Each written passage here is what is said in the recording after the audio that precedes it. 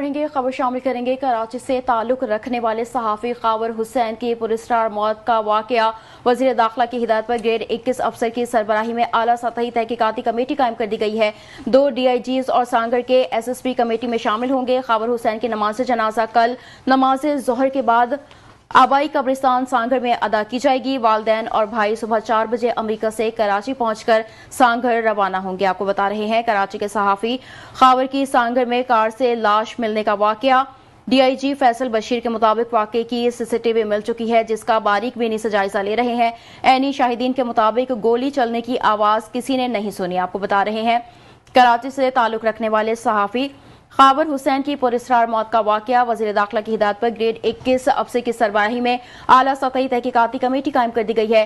2 D I جیز اور سانگر کے S S P committee میں شامل ہوں گے. خاور حسین کی نماز جنازہ کل نماز ظہر کے بعد آبائی قبرستان سانگر میں ادا کی جائے گی. والدین اور بھائی صبح 4 بجے امریکہ سے کراچی پہنچ کر سانگر روانہ ہوں گے.